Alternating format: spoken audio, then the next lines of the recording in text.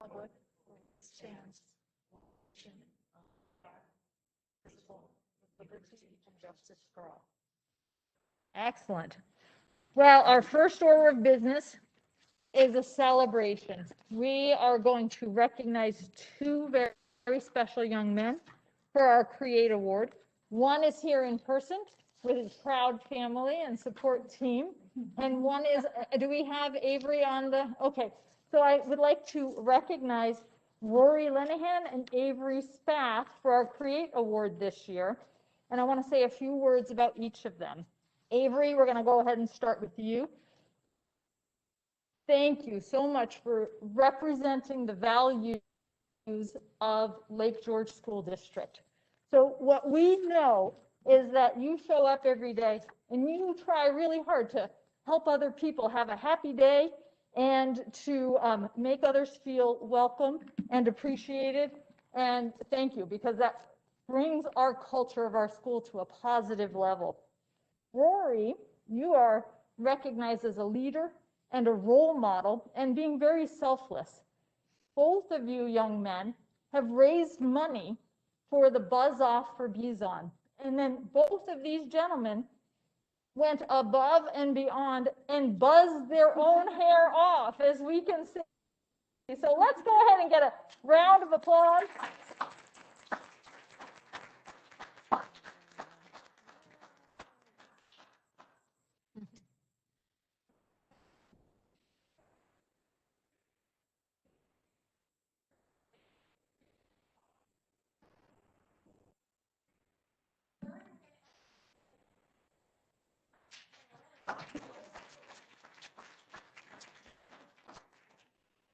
Well done.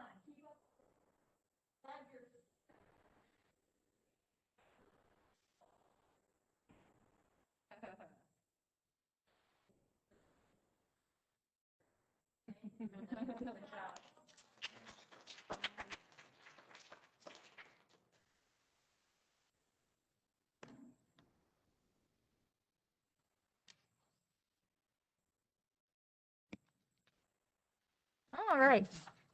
Next up, we have Mike Varney with the undistributed budget presentation.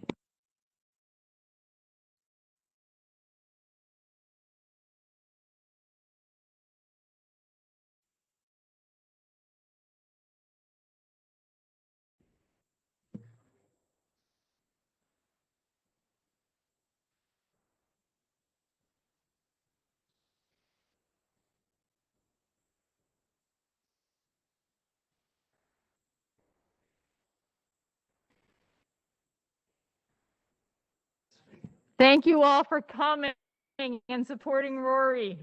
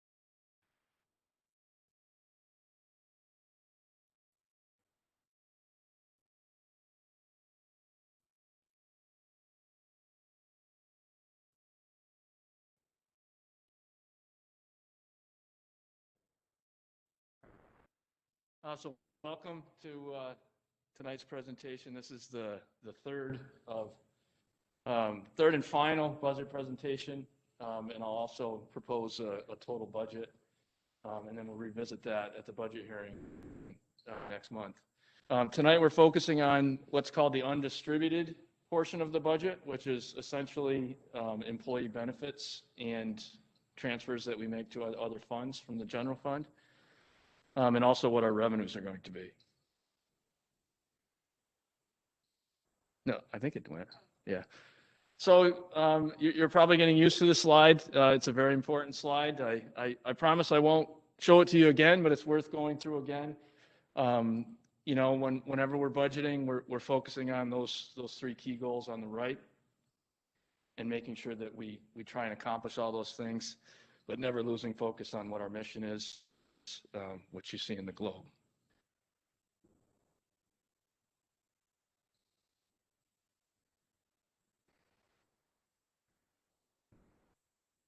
All right. As far as a percentage, we're talking about roughly 34% of the budget. With the undistributed, it's just under $9 million. Oops, sorry.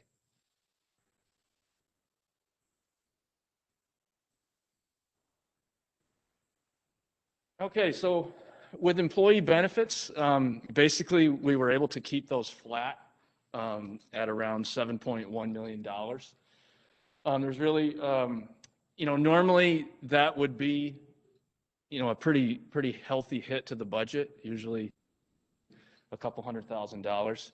But we've had a few things working in our favor. First of all, thank you to multiple bargaining units across the district for various health insurance concessions, which have helped out enormously. With that line item, we've had probably about 20 people that have converted over to HRA contracts, which are less expensive for both the employee and the employer. And we have 10 retirements. You know, that's a lot. And we've budgeted to fill 5 of those. But even for the ones that we're filling, you know, we're still budgeting for a lower salary. And of course, with 10 retirements, we have, you know, 10 less contributions to the retirement system. So with these factors, we've been able to absorb basically the entire increase in that line item, which is key.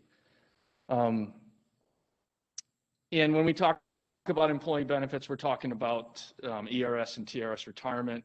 We're talking about health insurance, workers' compensation, and payroll taxes. So things like, you know, Social Security with 10 retirements go down as well. So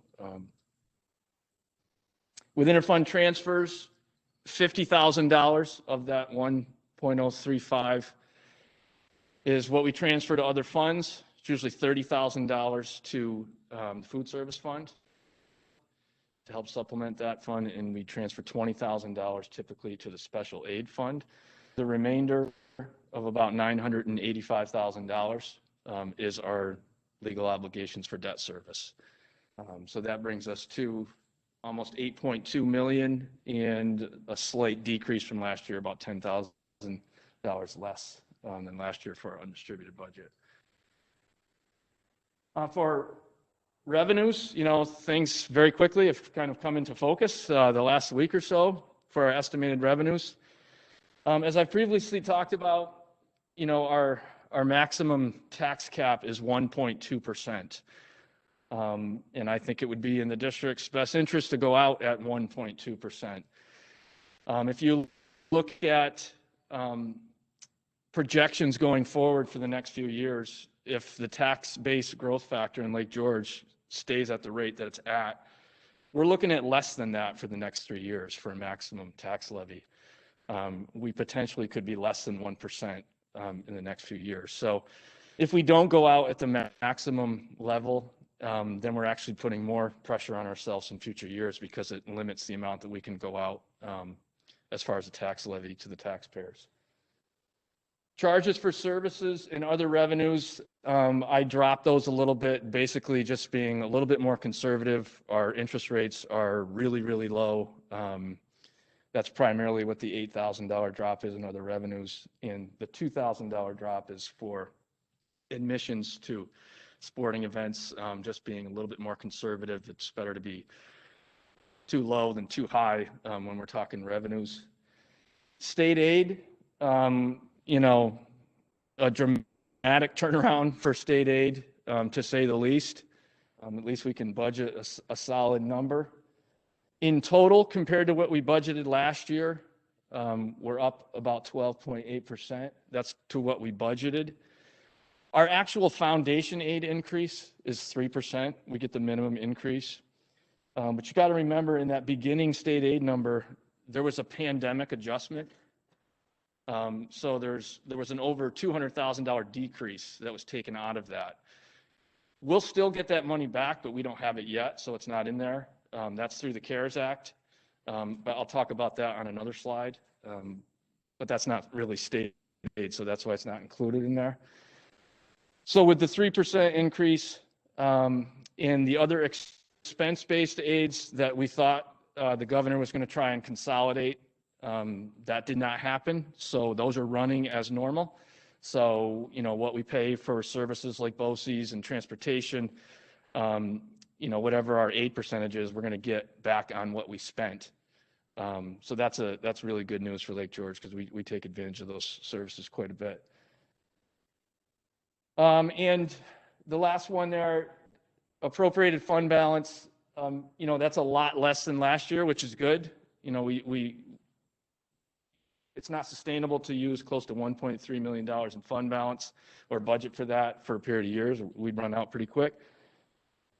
So basically that's really the result mostly of the retirements, the salary and the benefits and what goes with that. So we're not having to use as much fund balance as we've had in the past few years. Okay.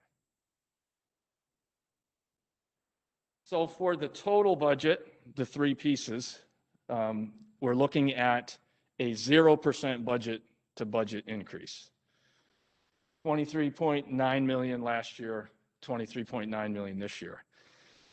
There are only two things that are slightly different on the non-instructional and instructional budget line items if you compare it to the presentations that I already gave.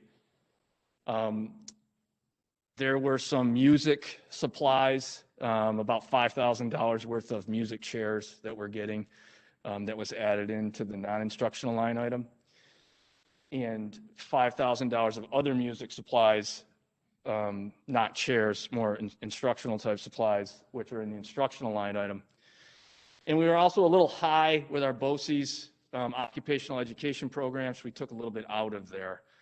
So if you compare it to what I've already done, you'll see non-instructional went up about $5,000, and the instructional decrease changed by about $10,000. But again, 0% budget to budget, tax levy increase 1.2% to help us get there.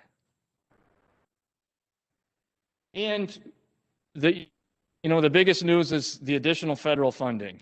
And more needs to come into focus in relation to this.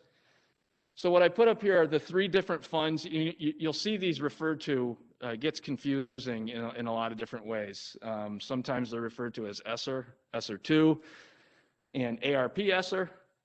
Sometimes you'll see it referred to as the CARES Act, the SRSA Act, or the ARP Act. The CARES Act relates to legislation passed in March of 2020. We've already spent that money. We've already filled out an application and had it approved.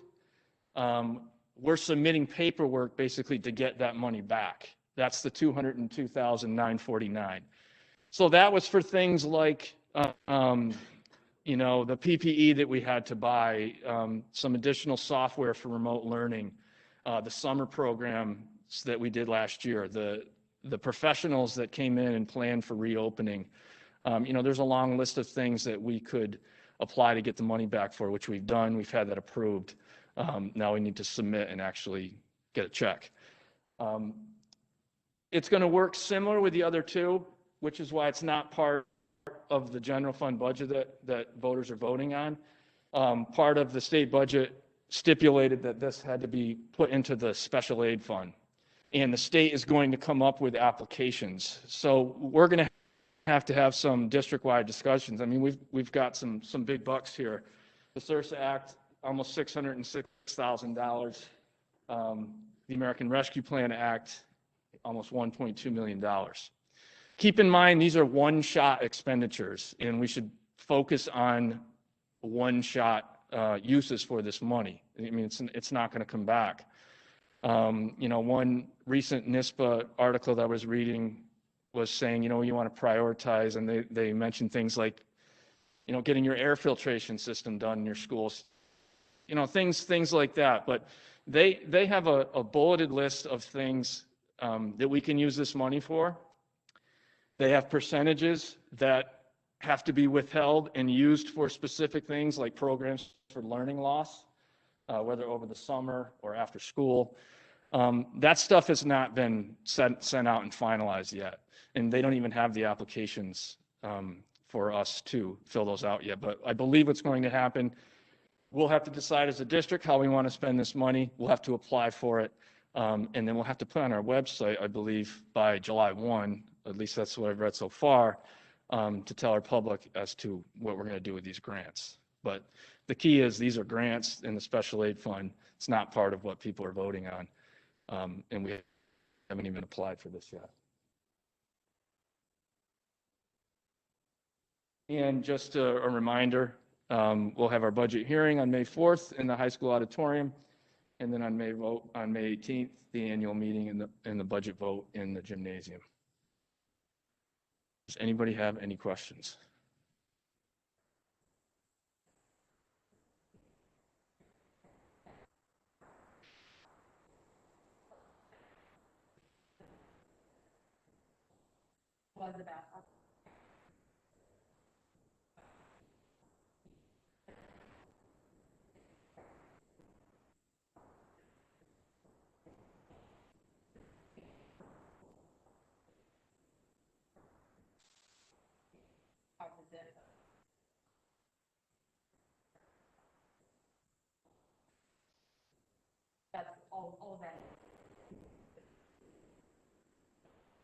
Yeah, absolutely. We've had multiple conversations about that, and none of this touches any programs, and none of this overloads any classes.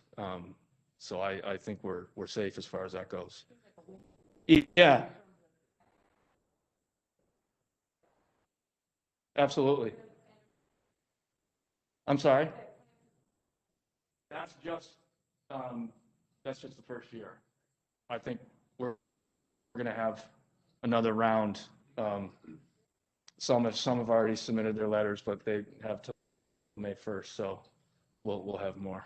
I just want to recognize that it's got to be a lot of red tape doing these applications for the federal funding, and I just want to show appreciation for that. That's an additional load on you, and so thank you for wading through all of that. Oh, you're welcome. They're never right the first time. You just keep submitting until they say it's right. Very good. And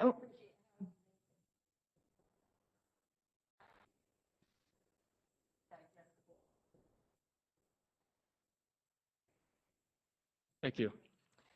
And I just want to point out that I believe we're going to have some board discussion about the location of that budget meeting, because there may be a conflict with the play rehearsal. Oh, okay. That may not be in the auditorium, but I think we're going to have that conversation tonight. Okay. Yeah. I'll, if that's the case, I'll change the presentation before Yep. we upload it. To We'll stay website. tuned. Okay. Thank you. All right. All right, next up, we have Mr. Conway for the elementary update. Good evening, everybody. So I wanted to start my report with a recognition on behalf of everybody at Lake George Elementary School.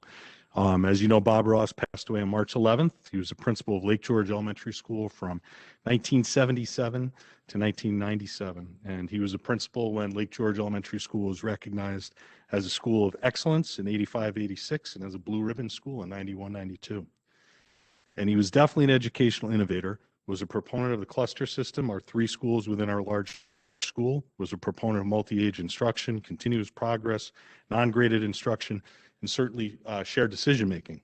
And I was the beneficiary of visiting Lake George Elementary School about 22 years ago. And at that time, people from around the globe were visiting that school down on Sun Valley Drive to see what was going on and what the magic was in that building.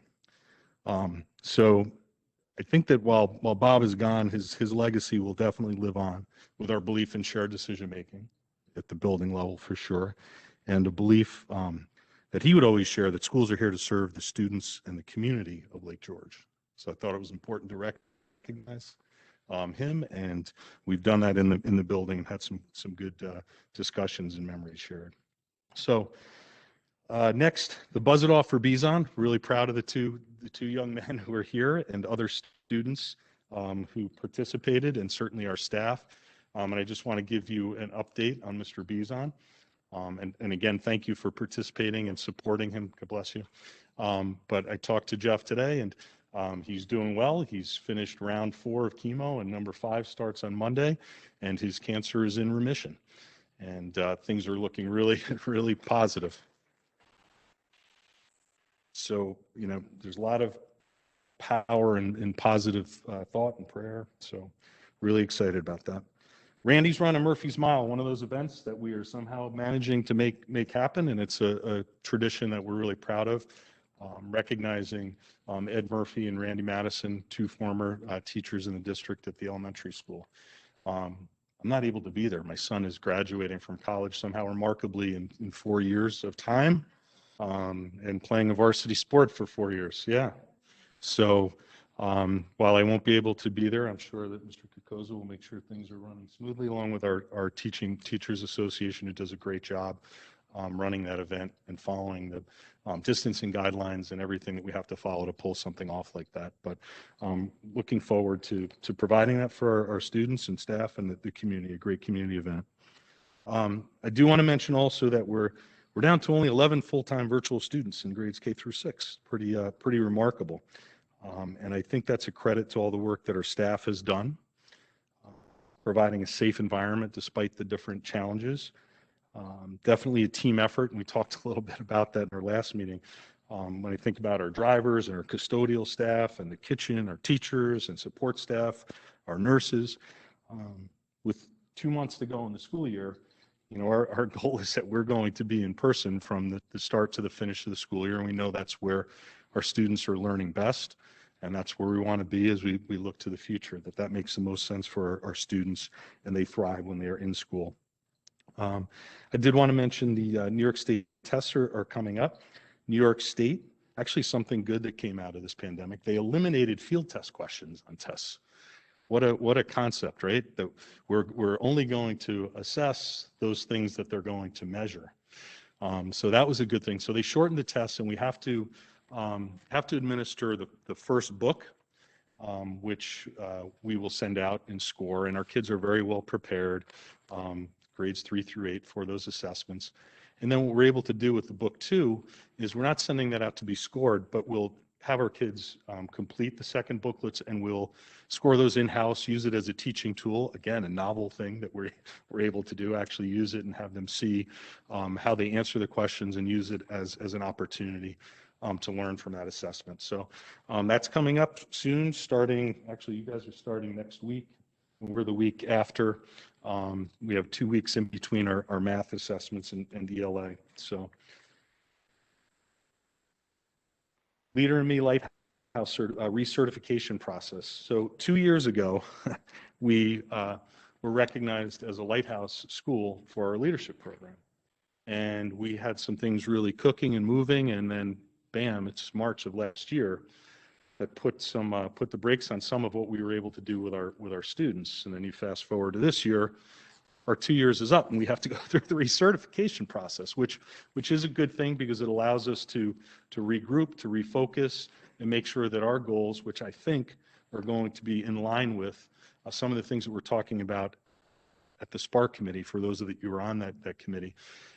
It's not like we're reinventing necessarily the wheel, but it will help refocus us as we go through that recert and help us stay in line with the mission of our strategic plan, and certainly the work that the Spark Committee is doing.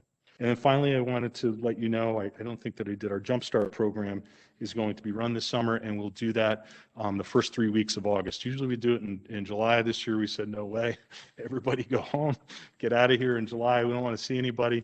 In August, we will run a 3-week program for our students to provide an extra boost for them prior to the start of next school year. So that's my report. Any questions about anything?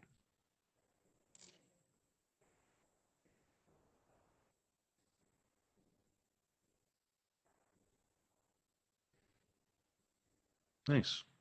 Thanks. I'll do that. All right. Thank you. So thank you very much. Next up, Mr. Kokoza, secondary update. Hi, good evening. Just a few quick updates about the end of the year.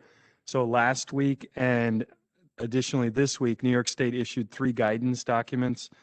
One, most likely you've read in the newspaper about 6 feet to 3 feet, guidance documents around that.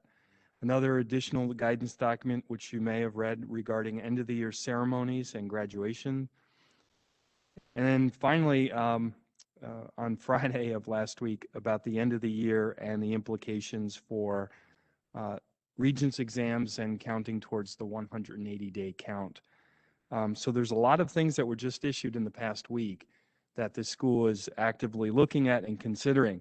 So what does that mean for our students? Well, let's start with our seniors, the class of 2021. They have their prom scheduled for Thursday, June 3rd. At this point, it's very unlikely we'll be able to pull off a post-prom party at an arcade for about 100 kids from 11 p.m. till 5 a.m. I mean, it's just not a realistic endeavor to embark on a post-prom party. However, the seniors do have a lot of money in their post-prom parent account that was fundraised last year before the lockdown and closure. And we do have a parent meeting next week to talk about that with our senior parents, to talk about how to best spend that money that was raised for our senior class, our seniors now, for their post-prom party, whether it be gifts or gift cards or a way to purchase items that support our community, but also honor our seniors in a very positive way. So that parent meeting is next week. However, the focus of the prom is still going to be the coronation and the actual prom at Highland Country Club. So we have a few irons in the fire in regards to how to pull off a coronation. And we're going to have the senior class decide what they would like to do. So we have a meeting tomorrow with the seniors. Tomorrow's meeting is focused on scholarships. So that's tomorrow's focus. But Monday's meeting with the senior class is going to specifically focus on the prom and most specifically how they would like to pull off a coronation. So at this point, realistically, it looks like our options are a coronation either at Shepherd Park, a coronation at Highland Country Club, in which many years ago, coronations used to be done at Highland when proms were hosted there, or a coronation in the gymnasium. However, a coronation indoors with the guidance that they issued just yesterday is quite limited in the number of spectators that you can have. So we'll outline all of this information to our seniors, and then hopefully they will make an informed decision about their coronation. But we do know they will have a prom, and it'll be Thursday, June 3rd at Highland Country Club. In terms of our current juniors, so our juniors voted nearly unanimously. They voted to move the prom to next year. So the class of 2022, our current juniors, will have their prom next year. The next question is, well, when next year? So we are meeting with the juniors tomorrow to outline the different options for their prom next year. And I will tell you that we are bound with a lot of constraints with open venues. So right now, during the months of September, October, November, for a fall prom for our current juniors next year, there's 2 venues that are available with 2 dates. And I don't think that it will meet, well, I don't want to prejudge. We'll see what the juniors say. So their other option is to kick the prom to the spring. And we'll see what they say about that. So the juniors will be making their selection through a survey tomorrow after we present the information to them. And our sophomores just set their date for their prom. for April 30th, 2022. So next year, our sophomores will be juniors, and their prom is scheduled at Blue Water Manor come whatever happens with COVID, April 30th, 2022. So we are actively planning 3 proms as we speak right now. And that's a testament to our advisors and our student officers and our students. Mr. Gangle for our seniors, Mr. Strobel for our juniors, and Mr. Saletti for our sophomores are trying to fight tooth and nail everyone who's trying to get a wedding in sometime next year here in the Lake George region. So if folks are presenting concerns to the board or to the superintendent or what have you, there's a lot of moving parts, folks, with planning a prom. Additionally, with the seniors, based on the guidance that was released yesterday, we're going to have a graduation ceremony outside again. So last year it worked fairly well. The feedback that we received, I don't see any reason why we should deviate from the plan that we had in place. So we will conduct our graduation ceremony outside at Lake George Elementary School on the field that we utilized last year with the same format. However, this year it appears we will have one ceremony. We have some legwork to do based on the guidance document that the state issued yesterday. Everyone present in the audience will have to either have a vaccination and or a negative COVID test result within 72 hours of the ceremony. So we will figure out how to collect that information from a couple hundred people that may come to spectate the ceremony. However, in doing so, and by having it outside, it leaves us a lot of latitude in the number of people that we could have at the ceremony. Whereas if we moved it indoors, we would be very restricted in what we were able to do in that gymnasium. Any questions about that? Yes. Yeah, last year, Lynn, what did we utilize? Facebook Live, and we heard positive things about that. So in addition to the end of the war and end of the year, end of the year stuff, we do have our ceremonies. What did you guys think I said? I don't know. War, yeah. Okay. COVID has been a war. COVID has been a war. The end of the year ceremonies that we have for our seniors and scholarships, along with our athletic seniors, student athlete awards, and our departmental awards for our grades 7 through 12. So at this point, it's still undecided how we will operationalize those award ceremonies. If we can do them in person, we will, like we did last year for our seniors. And if we can do them inside with a capped audience while streaming it, that's our preference. Anytime you move outside, as you well know, you have to have a rain date. So it'd be very difficult to have rain dates for all of these events in June, along with whatever Mr. Conley is planning for the elementary school.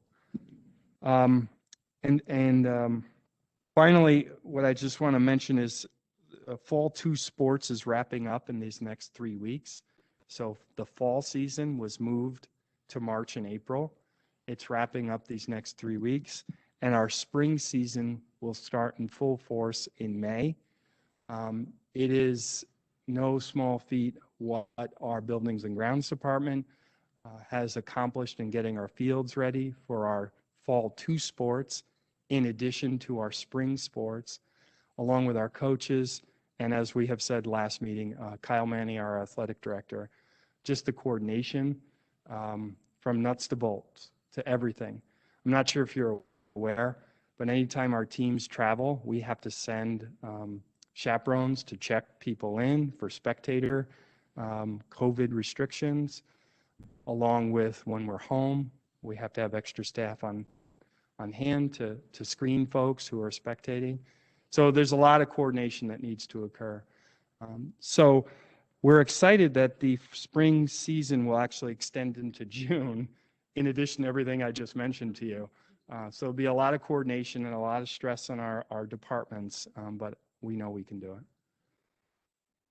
That's it. Thank you so much. Thank you.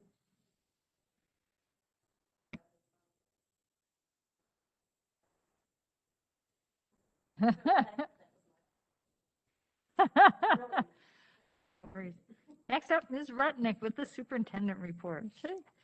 Couple goals update. I wanted to inform the board that Mike and I sat down before our vacation and looked over the feedback from the shared decision making at both the elementary school and the junior senior high school. And we have another working half day planned this week, and we are hoping to turn that around back to the principals so they can share it out to their shared decision making bodies in the very near future, and we can finalize that. And just to reiterate, that was a hiring process for LGEA only. Attrition planning, that was one of the items as well. I just want to give Mike and the principals a big shout out, as well as the associations, for having some really great conversations and encouraging folks to look at this incentive. And as we all know, it's not a secret that we have some declining enrollment, and this is a little bit of a sacrifice for some of the people who chose this retirement incentive because they love it here and they would love to stay. But we have assured them we always have substitute jobs available, and they're not going too far. So we will celebrate some retirements later on. And I just said to Mike, so I had 8 when we started this planning, and he said 10, and we actually are recommending 9. So it's somewhere between 8 and 10, but tonight we will be moving forward with 9. So the strategic plan update, I just again want to thank Megan for her leadership and facilitation, as well as the admin team, Jim, Fran, and Mike, and everyone who is on the strategic plan. It's been a really unique year and a unique experience, and we've made some progress. And we hope, Megan and I were able to touch base a little bit about the timeline. And while we hoped we were going to be able to report to you in May, we're going to really shoot for June to see how we can wrap things up and make recommendations for the future. I mean, it's just been such a unique year.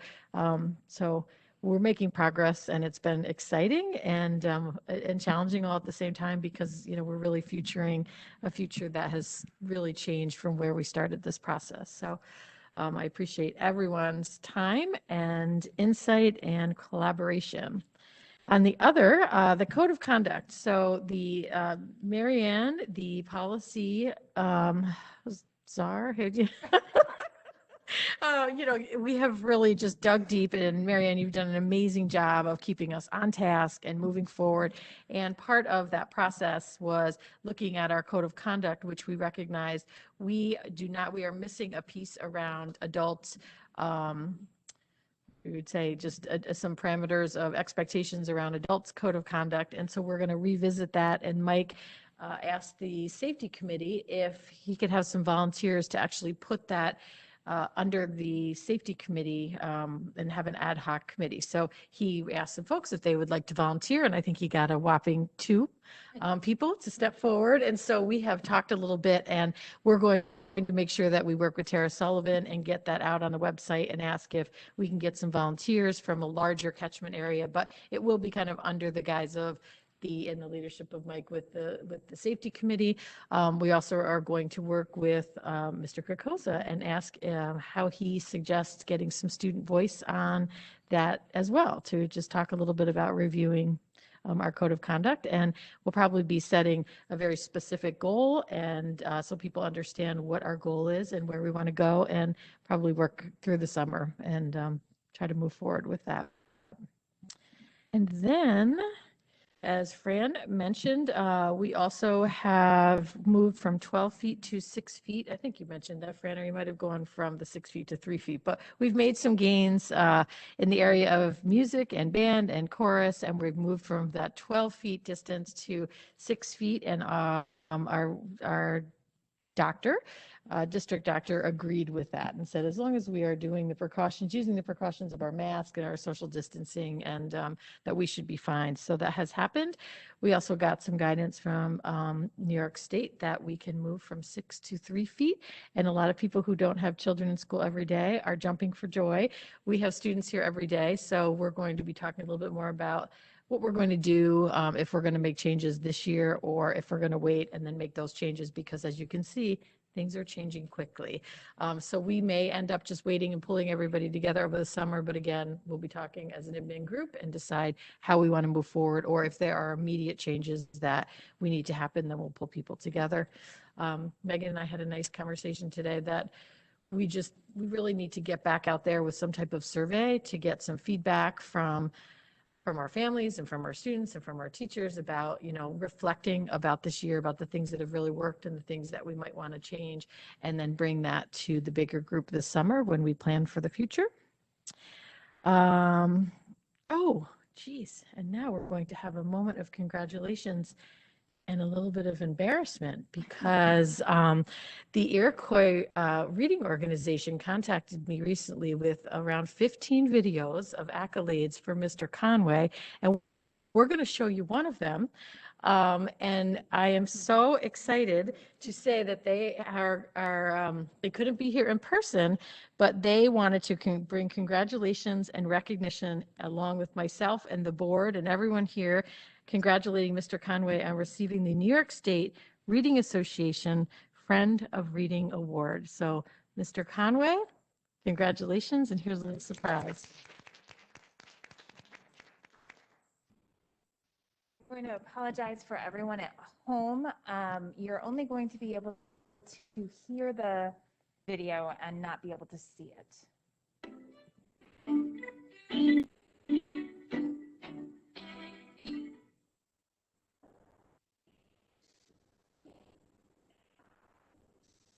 Association.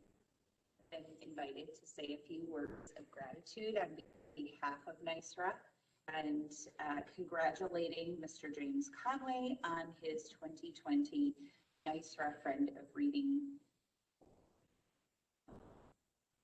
Received so many notes of adulation for Mr. Conway, not only in his award application, but from Iroquois Reading Council members. Some of the things that they had expressed particular gratitude with decades-long commitment to reading people in your own two districts that you've worked. The Lake George website, and saw one of your messages to your community. It just through and resonated. Children to read. So thank you. Such a model of leadership and an example in the way that you have approached literacy. Examples. NYSRA. Also, some of the other accolades that you have received have been facilitating or helping the IRC conduct programming in your building facilities, and not just opening your doors, but being present and participating and encouraging others to become members, participate in programming, develop their craft in terms of being literacy educators. So those types of things cannot go unnoticed, and this is such a well-deserved for you, Mr. Conway. Sure, it just scratches the surface of things you've done so far in your career. And on behalf of NYSRA, we are so proud and honored to offer you the 2020 Friend of Literacy Award.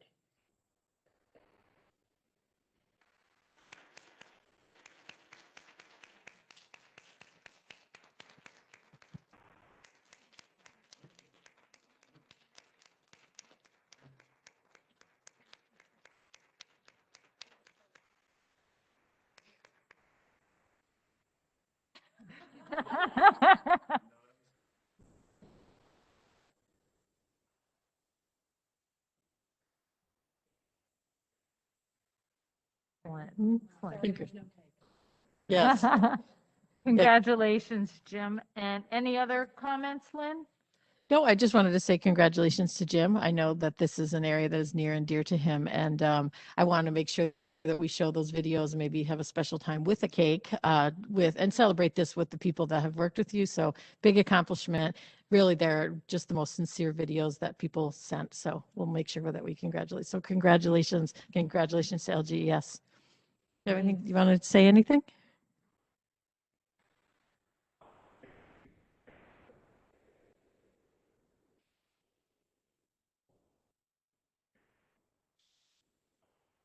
School for years. It was a big advocate for that in our school, and I kind of, I think, with staff has done for Great. Great. Nice. Excellent. Does anyone else have any questions about any of the goals updates? I just wanted to say that in terms of the code of conduct, that seems exciting to me, especially coming from culture and climate. I think that having a shared decision-making body work on the code of conduct will really bring some meaningful cultural norms to, conduct, especially amongst adults. I am excited to see how community members respond to that. And I think when we talked about district-wide shared decision-making, one of the things that we recognized was how important it is to reach out and try to bring more people into the table. So I was very pleased to hear that there's going to be more efforts to reach out, and look forward to the updates. Great. Thank you. All right. Next up is the executive report. Mary Ann and I met, as we had mentioned at the last board meeting, with Sarah about committee structures, and how we are going forward with those in current times, because we noticed that we had some committees managing their visitors, and some of them were virtual and had them online, and some of them didn't. So anyway, we had a chat with Sarah, and we've come up with a recommendation to the board that we'd like to hear back on. And that recommendation basically is that all committees will be having a virtual component, which will be a Google Meet component. And whether somebody signs up or not, so somebody could just show up at the last moment and click the link and be at the meeting. That would be through Google Meet.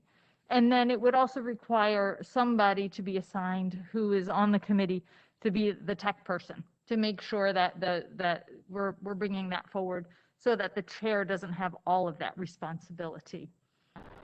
Mary Ann, did I miss anything?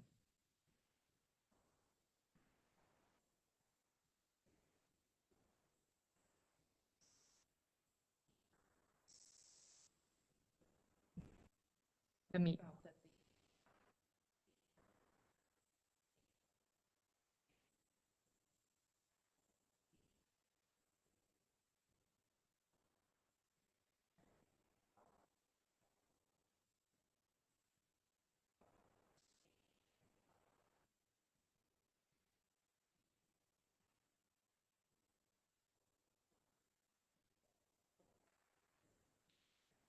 Mm-hmm. Yeah. And that was something that we've talked about and explored it a little bit further in our board meetings going forward. Any virtual participants can raise their hand and comment during public comment on the screen. And we would like, with more people being familiar with the virtual meeting format, we think that that would be appropriate. This meeting today, we would take raised hands if somebody wants public participation. We'd also take emails if somebody was going to email a public comment, because we're in transition from doing that the other way. But I'm wondering if anybody has any thoughts or comments, thinking about yourself as a committee chair, and inviting that piece if you have not already on your committees. Well, I think we have to get some sort of like training or something because I know that, just making sure managing comments too, it's like a whole other ball game that we have to deal with. And then also we have to be sensitive about time as well. So we'd have to talk about how that would in essence work because if we do offer that, then we have to really focus on how that is going to play out because a lot of our meetings, I know with athletics, we spend the whole time talking about a variety of items. And I don't want to look like we're avoiding the public comment, but I want to see how we could possibly fit that in. Sure. And I think that, as we did live, public comment is managed by the chair. But you would have a tech assistant, somebody, another board member or somebody who is at that meeting who is managing the computer component of it. And I think, Marianne, you and Katie can speak to the upcoming policy meeting and how that's been set up. Generally, what Sarah has been to put a link if you want to attend virtually right on the website, the schedule, the meeting schedule. The district calendar. District calendar. And so whoever, like for our next meeting, I asked Katie to be the organizer. And so when anybody who wants to attend virtually, whether it's a committee person or a member of the public, they will request access and Katie will allow them in. And I won't be good at explaining some of the things because I'm still learning this too. But what we've been able to use is a smart board where the computer screen actually, so whatever we're looking at is up on a smart screen and people can view what we're looking at, but actually I can't explain how we did it last time, but we had people present on a computer screen and then we had information presented on a smart board as well. And I'm not that good at it yet either, but I've relied on Some sort of training. I know my fellow athletic committee members. I mean, are you ready to jump in? So yeah, some sort of training just to help us with that. The other thing is though, in regards to some committees like policy committee or, committees that meet during the day and maybe, meet for more extended period of time. That's a different ballgame than to some of these committees that meet right before the meeting. So we'd have to talk about times when we hold the meeting or how we would conduct that. Because I'm sure your meetings run a little longer during those time periods where we have a constrained period of time.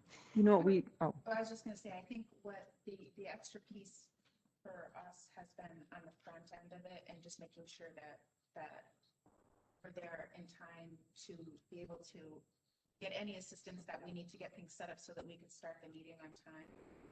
Mm-hmm. But at the end, it's, don't need to go where we just say good night.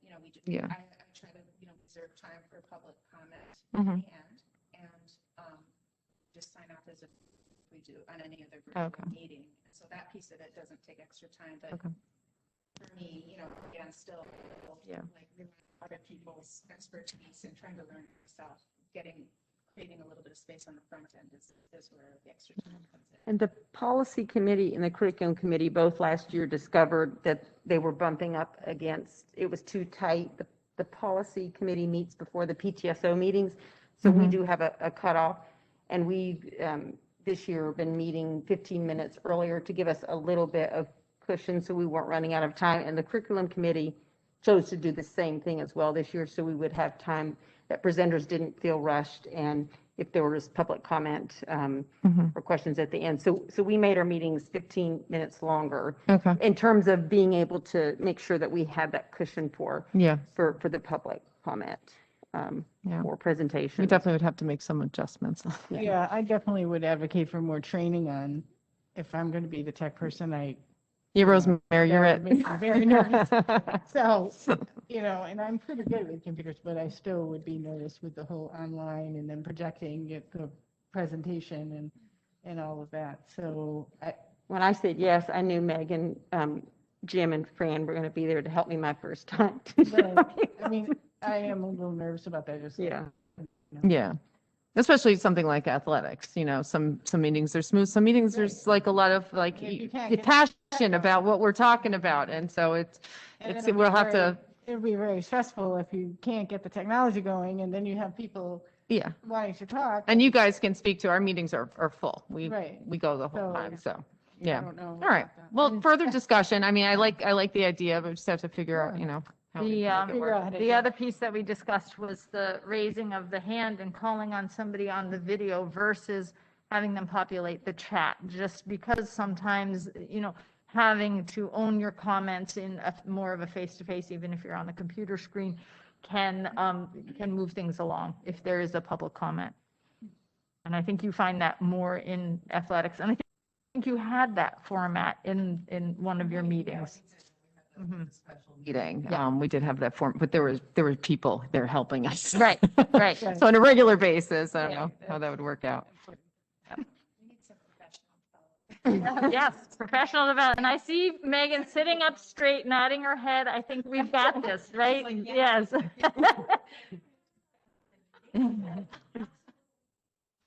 Yes, excellent. If we move forward with this, our initial meetings of the year, if you could be, or someone could be present just to get us rolling, and then Yeah. we could get it from there. Yeah, maybe. I'm feeling a And I'll be board, thinking, Board of Education goal coming on. Yeah. But I think it's also an acknowledgement that, this format of meeting and public participation isn't going away anytime soon. And, if we're genuine about wanting to include people in our process, this is one way that we can make sure that we're doing that. Yep. All right, any other comments? We're going to move to Melissa Seal with athletics. Well, Fran spoke a little bit about all the hard work that has been going into just getting this athletic going. We've got a lot of obstacles to overcome. But, what a great team and how much work has been involved. As Fran was saying, Kyle and the committee, Brown's crews, and just to get everything up and running. What we talked about at our last meeting on March 9th, basically this was prior to the fall 2 season just starting. So we did speak about and update our mission and vision and values, and you're able to, on the agenda with the meeting minutes, you see a blue A and B that will give you our updated, I won't read it verbatim, but updated mission, vision, and values. B is actually this really cool infographic that was given, it's given to parents or any prospective athletes that concisely goes through what our mission, vision, and values are. And it's pretty. And then we spoke about, we weren't able to have everything go exactly as we wanted. Wrestling, we didn't get the okay to proceed with wrestling from our school physician. And so we talked about different things that we could do for the wrestling team, intramural skill training. We're also dealing with another school, Lake Luzerne, that we have to coordinate with.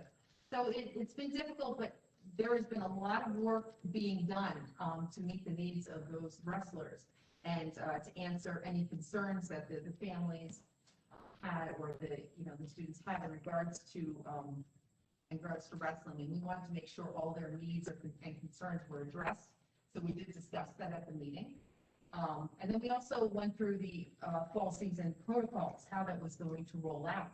And you could see in the agenda how much detail we had to go over in regards to spectators, no spectators, senior athletes, how we were going to make sure that their parents got to see a game before they graduate this year.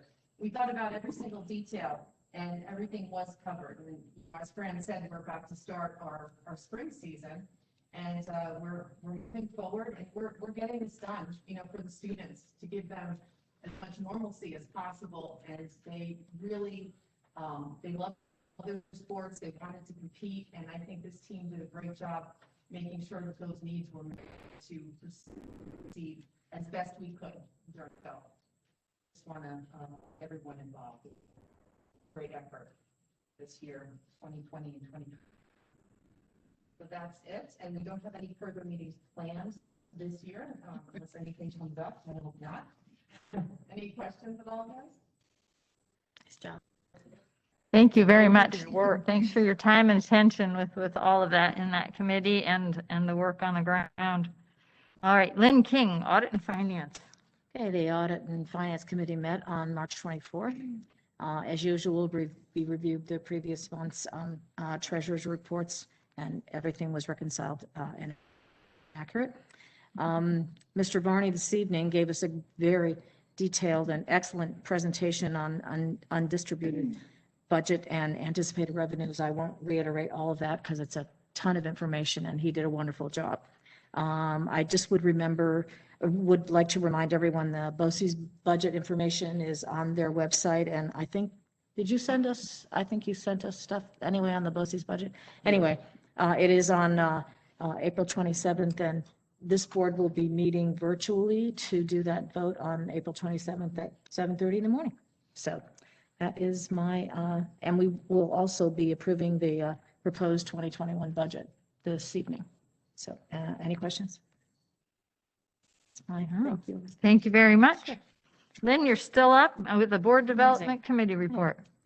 Board development, we've been pretty busy doing great board development growth and development. We did have, I think, a very productive session with Dr. Brooks that we held at Ballard Road on March 30th. I appreciate everyone's focus and attention to coming and being a part of developing and growing our board to be more effective. Talk about that. Okay. Basically, the committee met again shortly after that and reviewed the board self-evaluation and superintendent evaluation processes that are coming up, and there is a very strict timeline for all of that. So starting tonight, the board self-eval, you can go into super eval and start loading that, and that's all loaded and ready for us to work on that. So please, when you have time, please do that. And you actually have until May 10th to put all you need to put in. And then on May 11th, after the board meeting, the board will talk about the self-evaluation and identify some objectives that will point us toward our goals. And then on June 4th, we need to start populating the superintendent evaluation, which is also on the Super Eval platform. And on June 8th, we will go into executive session to finalize the evaluation. And then on June 15th at 5 o'clock, we will be entering into executive session for the sole purpose of the completion of our superintendent evaluation. And on July 1st, which is the reorganizational meeting, we will be doing a board workshop to begin work on putting our goals together. And that's the board development report. Thank you so much, Lynn. I have a question. Last year I was invited in on the board self-evaluation. Is the superintendent invited in on the board evaluation for the 2021 school year? I think the decision by the committee and the board was that we're going to try it without you this year. See how we do. Okay. Thank you. But thank you for what you have contributed in the past. Thanks. All right, any other questions? Marianne with the policy report. Okay. This evening, we have got 2 policies moving to second read that we talked about last month. And we have 3 policies moving forward to first read. And they include 1332 duties of the school district treasurer. That policy was reviewed via our internal Lake George policy review, and we are suggesting one revision, which was just to modify a sentence about safeguarding electronic signatures. We dropped the technique was via password change because that is an obsolete practice, and the district is looking into different authentication procedures at this time. Policy 5670, records management, came to us by Erie One Update. That's a required policy. And the update revolves around the issuance of a records retention schedule. Policy 5681 is school safety plans, and it seems like we've revised this one several times in the past year. But this update is asking that our school safety plan includes protocols for responding to a state disaster emergency involving a communicable disease rather than a public health emergency, I guess, is the language change there. Additionally, the policy committee, we've scheduled actually an extra policy meeting in a couple of weeks on April 26th. Out of the generosity of everybody in the extended policy committee and additional staff people who are willing to meet again to see if we can tackle. We have a sort of a block of policies that have come to us by Erie One Update, and they include the Title IX and sex discrimination, as well as the non-discrimination and anti-harassment policy in the district. And there are about 6 others that are associated with those policies that they all sort of reference and cross-reference each other. And we had previously put those on pause while we waited for the associated policies to come in with their revision updates. They're all there now. And so we're going to get together in a couple of weeks and try to see if we can resolve a couple of the larger ones, and hopefully the rest will follow quickly behind. Additionally, just an update with the staff complaints and grievance policy. That policy, we had made suggested language revisions, reviewed it electronically with the policy committee, discussed at our last meeting. There were no further comments, and so we shared that with our legal counsel, got that feedback, and there was a suggestion for one revision on the procedural document, the companion document to that policy. And that was essentially ready to move forward, but that policy also cross-references the Title IX and sex discrimination policy. And so because that one's not in place yet, we'll wait until that is resolved, and we'll move that forward at that time as well. And lastly, there was a meeting yesterday between myself as policy chairperson, Superintendent Rutnick, our attorney Chris Lanchanton, and Tricia as board president regarding a policy recommendation. And some good information came out of that we will be able to discuss at our next policy meeting, not the one in 2 weeks that I just spoke of, but our final policy meeting for the year in May. And that's it. Does anyone have questions?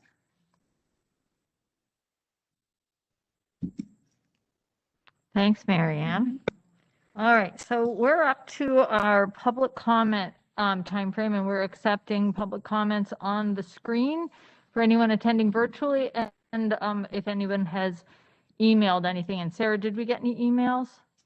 No. And how many folks do we have, Megan, who are attending virtually? We have 8 people. And do we have anybody in that 8 crew listening in right now who would like to be recognized and have a public comment on the screen? Can you see if people raise their hands?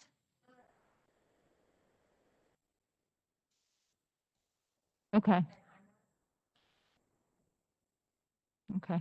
So if you are attending virtually and you want a public comment, there will be another section at the end, and you'll be able to share at that time if you're still working out your technical piece. And once again, we would accept it as you raise your hand on the screen or in an email format.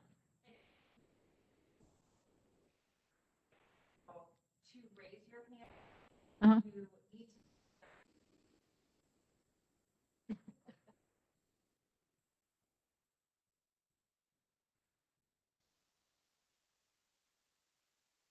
hand, you need to go to the bottom corner where it says participants. And then below the list, you'll see a small picture of a hand raised and a small picture of a megaphone. And if you click on the little hand, you'll see the icon come up next to your name, and we will see it on our screen as well. Nice. What happens if you hit the megaphone?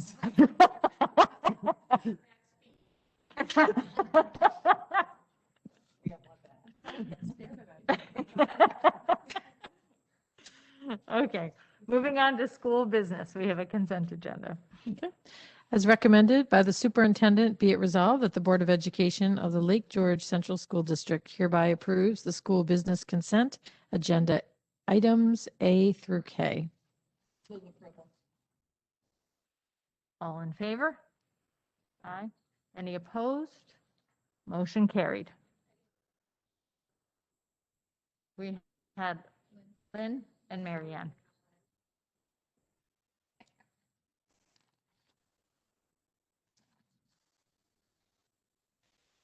Okay, we're moving on to faculty staff recognitions. Okay, I will read the recommended action and then I would like to go through and read everyone's name and their position. And at the end, we can show our support by applauding. Does that sound like a plan? Sure. Okay. And then why don't we do a formal recognition after the vote too? We can do an applause. Okay. Yeah. Okay. Okay. As recommended by the superintendent, be it resolved that the Board of Education of the Lake George Central School District hereby approves the faculty staff consent agenda items A through I. All in favor? Aye. Any opposed? Motion carried. Okay. So you have accepted the resignation of Catherine Katie Casey from the position of art for the purposes of retirement from the junior senior high school. You have accepted the resignation of Steve Clark from the position of school psychologist at the junior senior high school for the purposes of retirement. You have accepted the resignation of Kimberly Kim Everts from the position of math teacher at the junior senior high school from the junior senior high school for the purposes of retirement. You have accepted the resignation of Michelle Niedermeyer from the position of art teacher at the junior senior high school for the purposes of retirement. You have accepted the resignation of Kathleen Katie Price from the position of school psychologist from LGES for the purposes of retirement. You have accepted the resignation of the teacher assistant Nancy Burles Rao from the junior senior high school for the purposes of retirement. You've accepted the resignation of Jana Harris from the position of teacher assistant at the junior senior high school for the purpose of retirement. You have accepted the resignation of Lori Skelly from the position of teacher assistant for the purpose of retirement. And you have accepted the resignation of Nancy Dool from the position of payroll clerk for the purposes of retirement. And I'd just like to formally thank all of these folks who are retiring for your service and your hard work and contributions to Lake George School.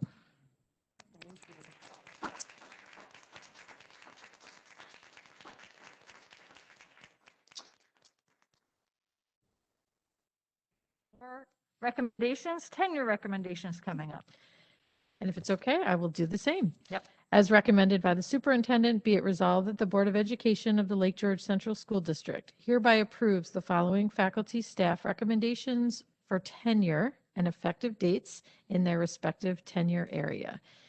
Kevin Burrell, science teacher, effective 9/1/21. Katie Chapman, special education teacher, effective 9/1/21. Alexandra Poach, elementary teacher, effective 9/1/21. Audrey Van Vlack, English teacher, effective 9/1/21. Christopher Mandela, special ed teacher, 12/16/21. Heidi Montville, teaching assistant, effective 9/1/21. Diane Fowler, teaching assistant, effective 9/1/21. And Carol Bodette, teacher assistant, effective 10/15/21. Mary Ann's got a motion, second from Katie. All in favor? Aye. Any opposed? No. Motion carried. And a big congratulations to all these teachers on reaching tenure.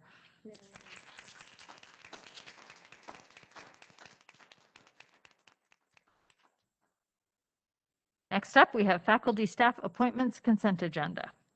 As recommended by the superintendent, be it resolved that the Board of Education of the Lake George Central School District hereby approves the faculty staff consent appointments, items A through B. Second by Melissa. All in favor? Aye. Any opposed? No. Motion carried. And a congratulations to Brian Cleveland on his appointment. We'll give him a round of applause. All right, we're up again. Right now is the Board of Education comments and discussion. And I know one of the items that we were going to discuss tonight together was the idea of inviting union leadership to a place on the agenda. And would love to hear some comments and some thoughts people have. I kind of, I look at this as a, way for them to report, to give us information, something that we can, I don't know how regularly we'd want to schedule this, but it could be quarterly, something along those lines. But for us to get more information and just be in a report out basis. That's how I look at it, at least. I think it's a great idea, similar to the building reports that we get, having that voice give us updates. I think it's a great idea. I think, one of the purposes behind it is to have clear and open communication. So we understand one another, and part of that would be having parameters certainly in place, because we wouldn't be talking about personnel information in an open board meeting, but there would be a chance to update on any other pertinent information. I think something important could be to actually ask the union reps if they want to be regularly on the agenda, or if it's something that isn't as needed, that they can, say, hey, we have a report for the board, or we could say there's just a slot on the agenda, and if they can say yes or no, and it would be open to, we have 3 unions, and I think we would communicate to them that we'd like to have this conversation. It's not something we need to vote on. It's just something that we would add to the agenda if there is a conversation, or updates that they want to have. I just say I always favor any opportunity for improved communication and understanding. Those are, that's just a positive thing in my opinion. Of course, with the understanding that parameters will be set, and this is just informational strictly. And it's a wonderful opportunity to give communication, to understand that the board operates as one body.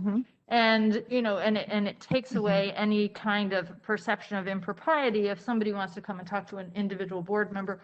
When you have unions involved and negotiations involved and so forth, I think it just frees a pathway. Yeah.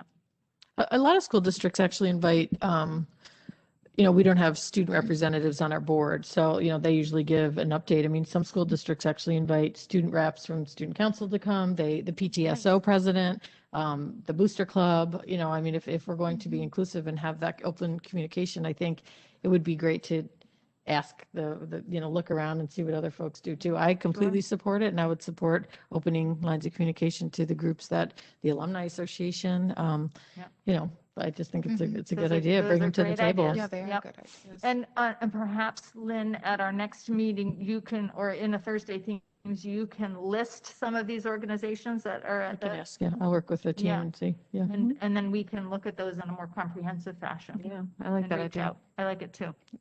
Yeah. Anything else?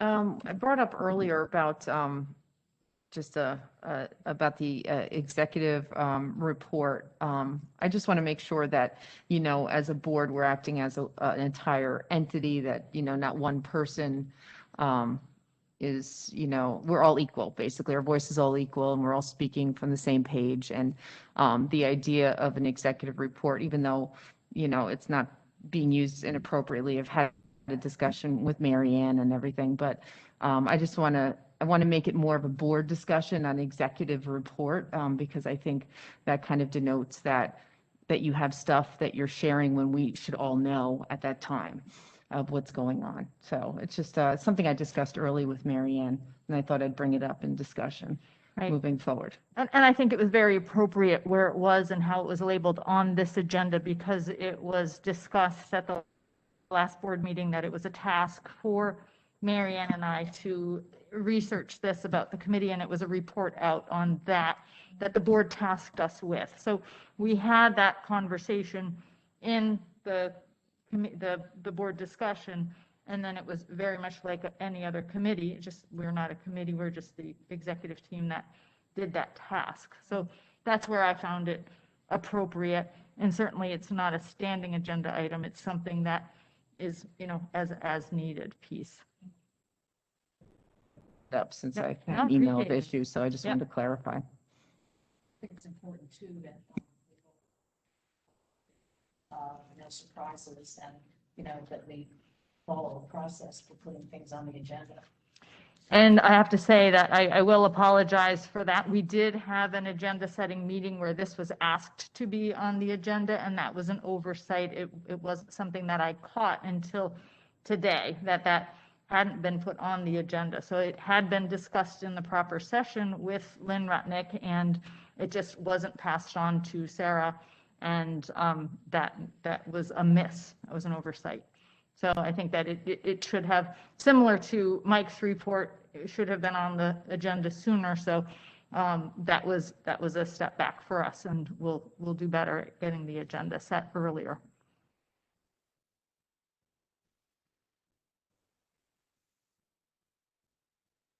All right, any other comments? Just want to say that Adirondack Area School Board is doing their virtual student scholarship award on the 6th. It is virtual, but the Lake George Music Department, thanks to Fran and Amy Baker, are providing a recording of music at the beginning of the meeting, and Queensbury will be providing music at the end of the meeting. So if you can tune in for that. I think it's great that we can, I'm sorry that we have to meet virtually, but I think it's wonderful that we can still give them their award, give them a cash award of $300 each student. For a small organization, I'm used to $50, so. Nice, very good. Thank you. It was awesome last year. It was so inspiring because each student told their story about their volunteerism, and yeah, it was really great. It was inspiring. So I look forward to, sorry it's virtual, but I do look forward to seeing it and hearing it. So thank you for organizing that, Lynn. And we're working on, as you know, when there's student entertainment, the organization buys them a dessert and a beverage afterward, and the kids really seem to like that. So in working with the BOCES, the culinary kids have missed so many opportunities this year. There was no legislative breakfast, so they couldn't do their work and show their accomplishment. And, there was no annual dinner that they usually are all in charge of. So they're going to create a little dessert box. And if we can work it out with the recording time, that will be delivered to the students in Lake George and in Queensbury. Nice. So they still get their dessert. That's very nice. Very nice. And any other comments?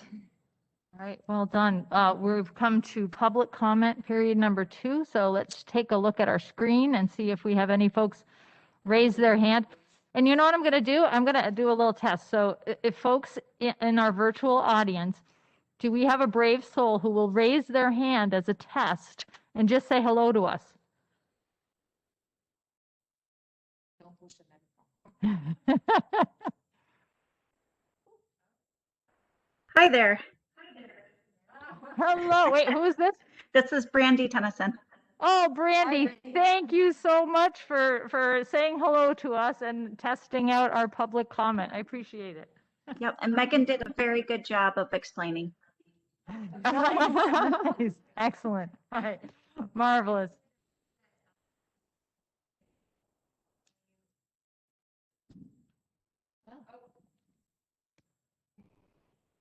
Oh, he found out we got a hand, so he's like, forget this. Well, thank you, Steve. Thank you. We know you're there for us. That's good.